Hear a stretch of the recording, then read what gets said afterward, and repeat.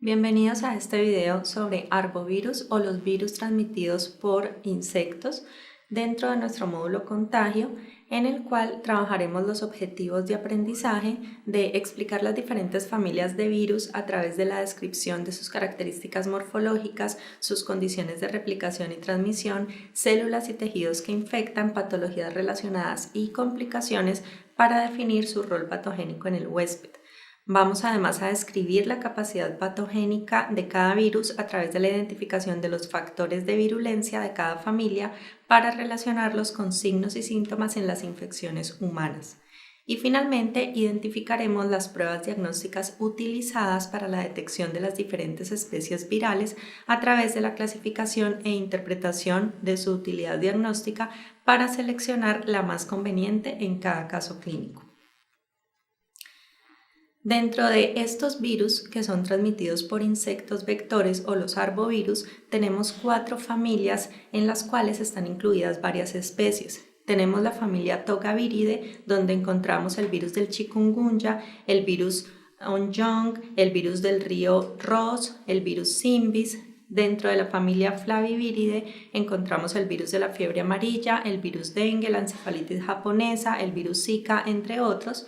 En la familia Bunjaviridae encontraremos los virus de la fiebre del Valle del Rift, encefalitis de la Cross, virus de Toscana, entre otros, y en la familia Reoviridae la fiebre de Colorado, el virus Lipovnik, virus Trivex, entre otros.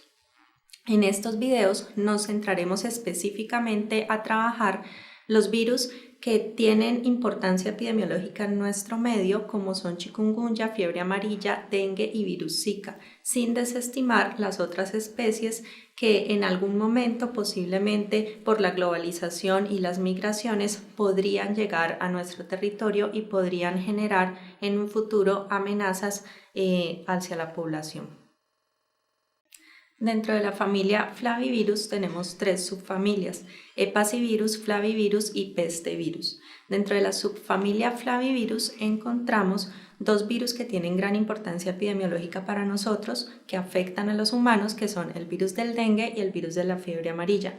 Para el virus del dengue existen 4 serotipos: dengue 1, dengue 2, dengue 3 y dengue 4. Para la fiebre amarilla existe un solo serotipo. Para hablar ya de las características estructurales de estos virus, tenemos que tener en cuenta que estos virus son de RNA cadena sencilla en sentido positivo, son virus envueltos que tienen una cápside de forma icosaédrica.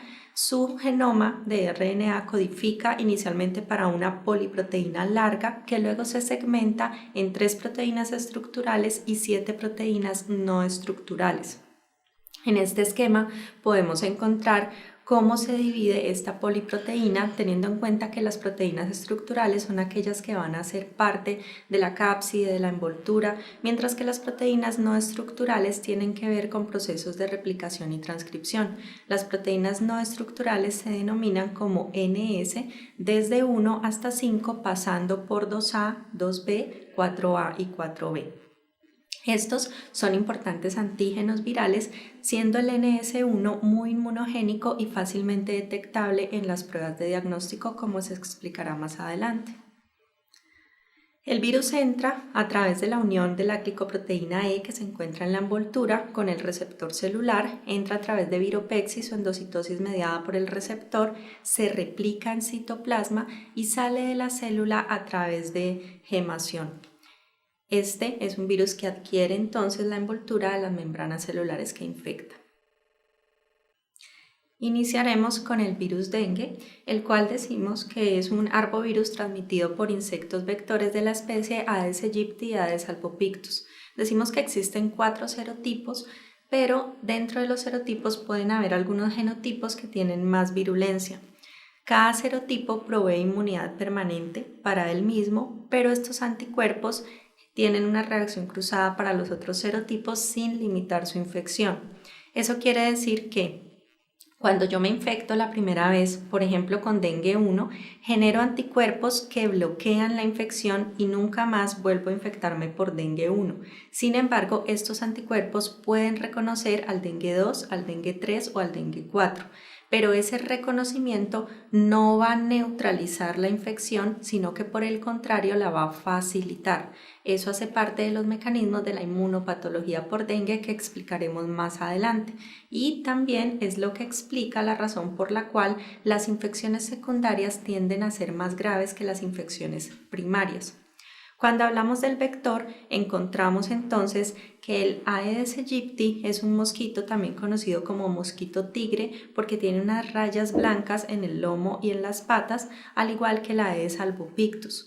El Aedes aegypti y el Aedes albopictus tienen un estilo de vida inicial acuático en la etapa de huevo, larva y pupa, y posteriormente, cuando es adulto, adquiere un estilo de vida aéreo.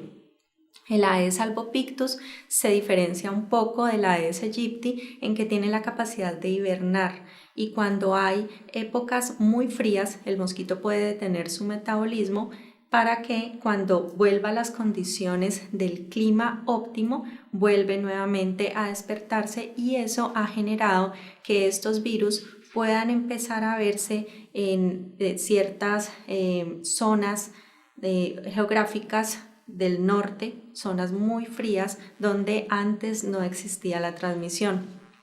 Al ser un virus transmitido por vectores, es un virus que está dependiendo de la viabilidad del vector, y el vector por lo general necesita climas cálidos, necesita humedad para reproducirse, y este clima ideal es el que tenemos en todas las zonas tropicales. El virus entonces va a depender mucho del control del vector. Normalmente decimos que quien pica es la hembra, que necesita la sangre humana para poder incubar los huevos.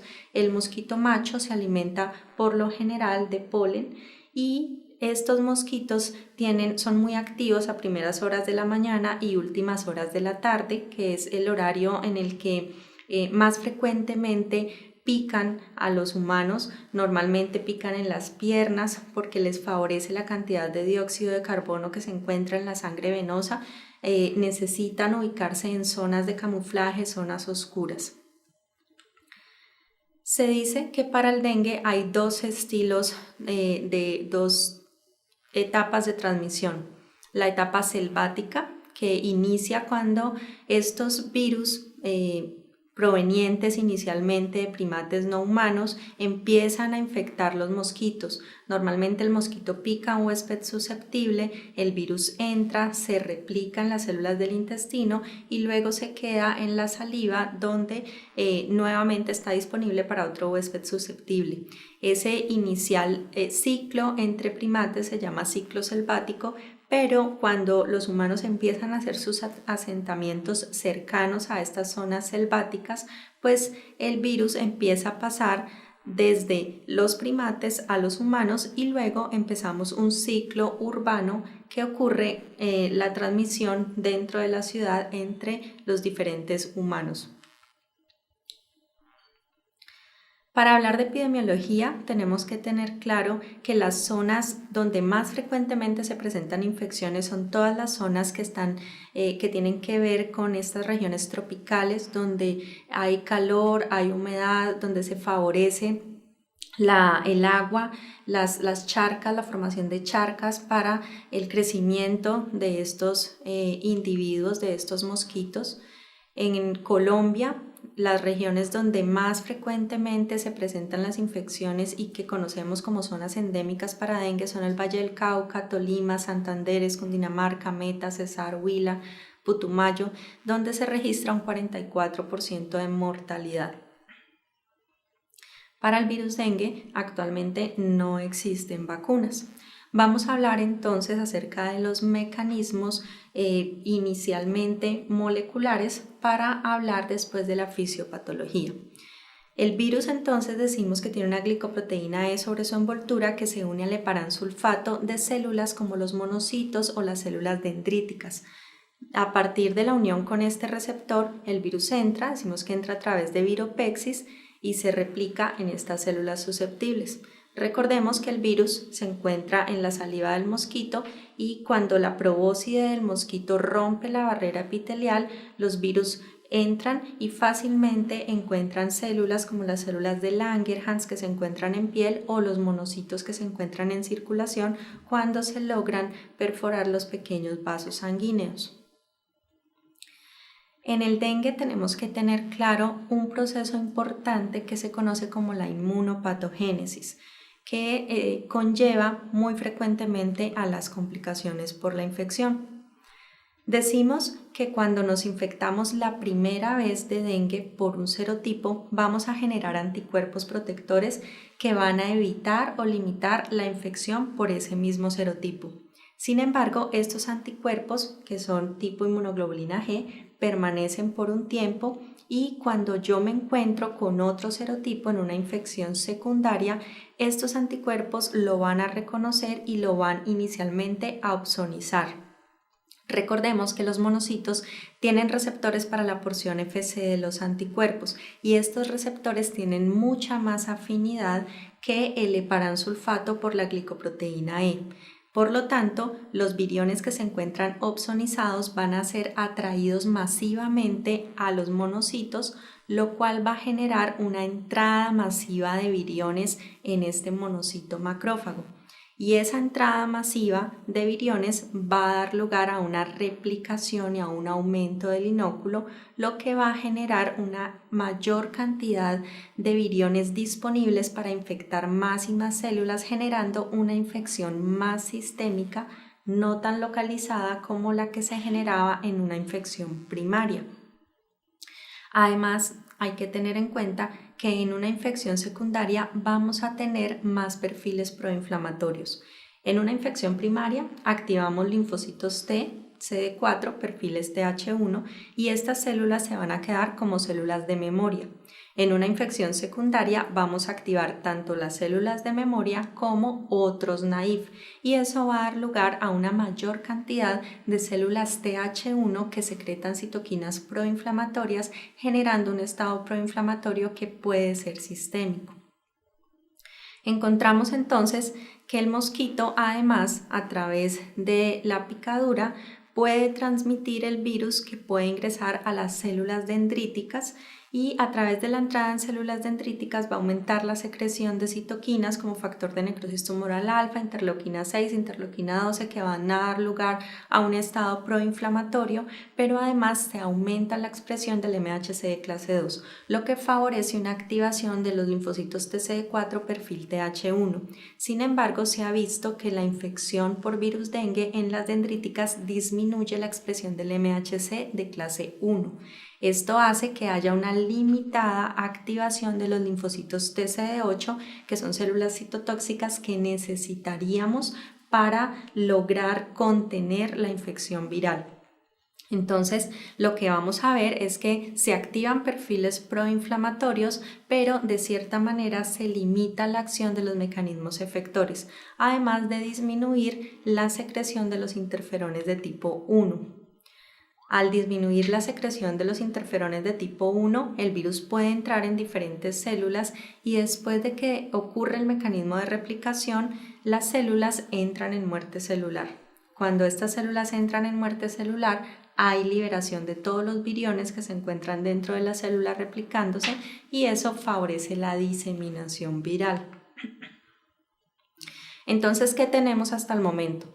Tenemos una infección secundaria en la cual hay una replicación masiva de viriones en monocitos y dendríticas favorecidas por la unión de los anticuerpos a este nuevo serotipo, pero además hay mayor activación del perfil TH1 donde tenemos más citoquinas proinflamatorias.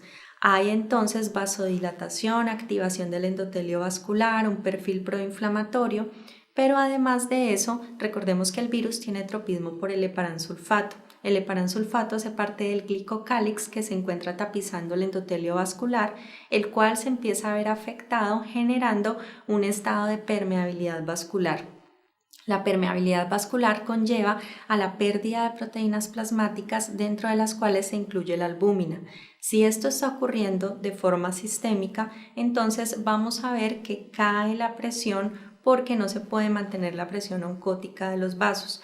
y entonces esto empieza a generar procesos de arritmia. Además hay fuga capilar, las plaquetas tratan de solventar este proceso y empiezan a adherirse, entonces empieza a bajar el número de plaquetas y como mecanismo compensatorio aumenta el hematocrito para tratar de mantener el volumen sanguíneo. En este momento entonces es donde el paciente empieza a entrar en un shock hipovolémico que está relacionado con el dengue grave o las complicaciones por dengue. Vamos a hablar entonces ya acerca de la evolución clínica de la enfermedad. Decimos que el dengue tiene diferentes fases. El periodo de incubación aproximadamente dura de 3 a 7 días y la fase clínica de enfermedad tiene una fase febril inicial, una fase crítica coincidente con defervescencia, que es el momento donde baja la fiebre, y una fase que puede ser o de recuperación o una fase de dengue grave para aquellos individuos que se complican. Entonces, después de los 3 a 7 días del periodo de incubación, el individuo entra en la fase febril inicial. Durante esa fase, el individuo puede estar de 3 a 7 días y va a experimentar síntomas como fiebre muy alta, cefaleas, vómito, dolor abdominal, puede tener algunos dolores articulares, hepatomegalia, aumento de las enzimas hepáticas, de las transaminasas, puede tener algún rash debido a ese aumento de la permeabilidad vascular y algunos hematomas. Puede empezar a presentar una moderada trombocitopenia y leucopenia. Recordemos que las leucopenias están muy relacionadas con estos mecanismos de replicación en los monocitos y células dendríticas, por lo tanto el número va a bajar muchísimo.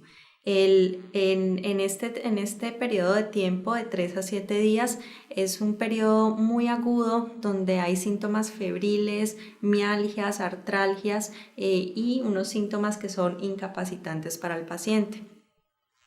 Después el paciente puede pasar a la fase de efervescencia cuando baja la fiebre y esta fase se conoce como fase crítica, que puede ser con signos de alarma o sin signos de alarma. Un individuo se dice que tiene signos de alarma cuando en esta fase, después de que baja la fiebre, empieza a tener dolor abdominal intenso o sostenido, derrames serosos, aumento del hematocrito y descenso brusco de las plaquetas, irritabilidad, somnolencia, vómitos abundantes, sangrado espontáneo a través de la nariz, se puede presentar epistaxis a través de las encías, sangrado en heces, sangrado menstrual en mujeres, hepatomegalia y coincidente entonces con el descenso brusco de la temperatura. Si el individuo desarrolla estos signos de alarma, el individuo puede progresar a dengue grave. En el dengue grave, el individuo va a entrar en un choque hipovolémico por la fuga capilar masiva, dificultad respiratoria, sangrado grave, falla hepática, miocarditis, encefalitis. Hay que tener en cuenta todos esos procesos fisiopatológicos que explicamos previamente y cómo estos pueden llevar al desequilibrio que puede llevar al individuo al dengue grave y puede conducirlo entonces a la muerte. ¿Cómo sabemos que un individuo está haciendo signos de alarma?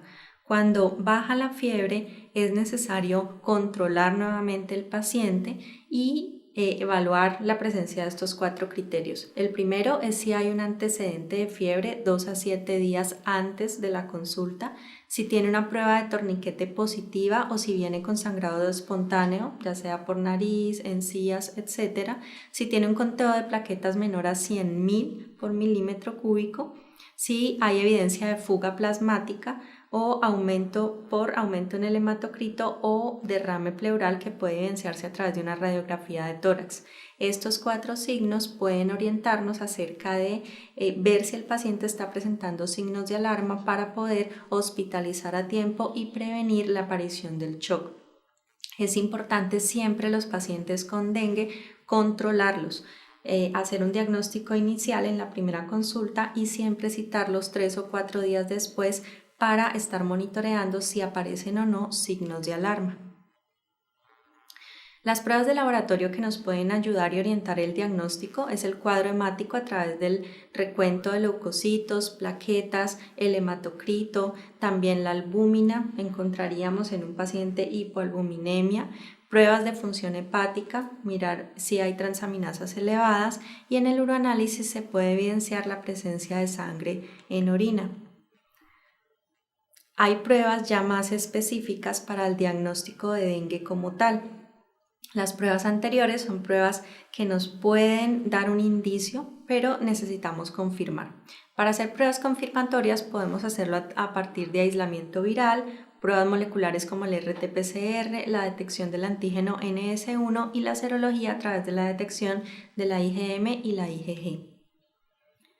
En el caso del aislamiento viral, el virus puede aislarse del paciente y puede cultivarse en células de mosquito, en células en el laboratorio. Sin embargo, esto demora mucho tiempo y por lo general, en el tiempo que demora el virus en cultivarse en laboratorio, pues ya el individuo ha evolucionado en su enfermedad. Entonces podría servir para un diagnóstico retrospectivo o por métodos de investigación.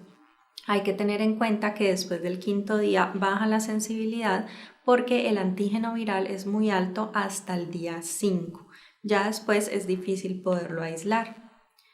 Otras pruebas que tienen más sensibilidad son el RT-PCR, que tiene una sensibilidad muy alta, se pueden ver resultados en muy corto tiempo. Las desventajas es que requiere una gran experiencia técnica al personal que va a trabajar la muestra y además esto hace que sea muy costoso.